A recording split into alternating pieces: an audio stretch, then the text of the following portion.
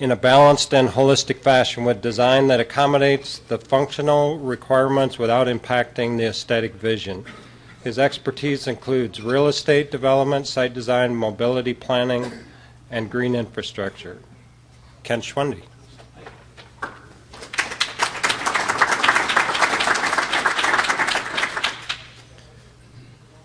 Thank you very much. You just heard a little bit about my background, but I want to make sure you understand my perspective. After more than 20 years as a designer, I got sick of seeing my plans never being built or not being built the way that they were designed, so I decided to become a developer. So now I'm in the real estate development world and looking back on the other side, and it's some interesting perspective for me at times. So what I want to talk about today is starting with a little question, which I'm sure most of you know the classic answer to this question is you do it one bite at a time.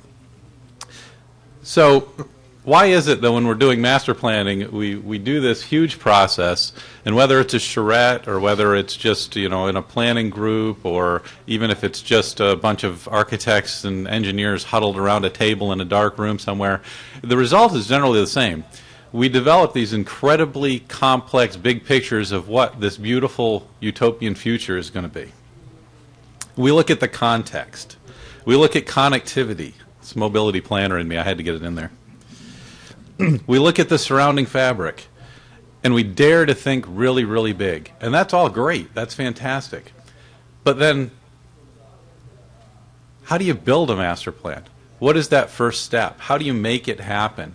How do you do incremental urbanism? If you look at all the great urban places, there's no particular year that they were all built. There's a period that they were built in, but they evolve over time, and the buildings that you see may not be the original buildings that were on those sites. So what you're seeing is kind of the accumulation of all of that, and what you're seeing is the final master plan. What you don't see are the steps in between. So the answer for how do you build a master plan is you take the first step. And sometimes that's a little scary. Sometimes it feels a little bit like you're going to jump off a cliff. But you have to do it. And I've heard every excuse. I've heard the excuses as a designer. I've said some of these excuses as a developer. But one of the most common ones I heard as an engineer is that, well, we have to start by building all that infrastructure.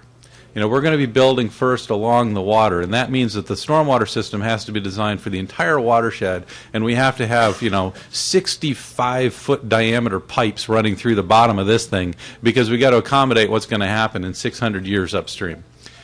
Comments like that are what stop projects from being able to happen. We also hear things about how surface parking is less expensive than a garage, so you can't do structured parking. Well, that actually might be okay as a first step. We have to get into the habit of looking at moving in the right direction rather than trying to jump to a future. And of course, all the others, green means money. A lot of people like to use that one. Common in charrettes at the end. I don't know how many times I've heard people come up and say, this is fantastic, but what if it doesn't work, or who's going to pay for it? Those are always the big things. So the nice thing about low impact design and light imprint is that it provides answers to a lot of these questions. First of all, it saves money. Now, sometimes the argument is, well, yes, it saves money, but the maintenance costs more. Well, not if you do it right. It's aesthetically pleasing, which is just an added bonus from my standpoint. It's sustainable. It's context sensitive, and now we get into the two that I'd really like to focus on. John was saying that we're getting really good at some things and we're not so good at a few others that we need to get involved in LID. Well, I think two aspects of LID that have been incredibly overlooked are how flexible it is and how it can scale with the phases and adapt to that incremental urbanism. Just like you expect a community to grow and develop and build over time, your stormwater system can too, if it's designed as a low impact design system. Once you put a pipe in the ground, that pipe is in the ground and the pipe's never going to grow.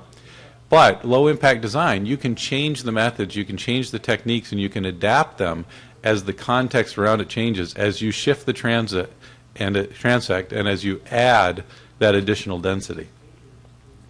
So, in conclusion, I just want to say that I think John was spot on. LID has arrived. I followed him the last time when he said that he gave the funeral for LID, and then I got up and tried to talk about how great it was. So I'm glad to see that I'm not arguing with him anymore.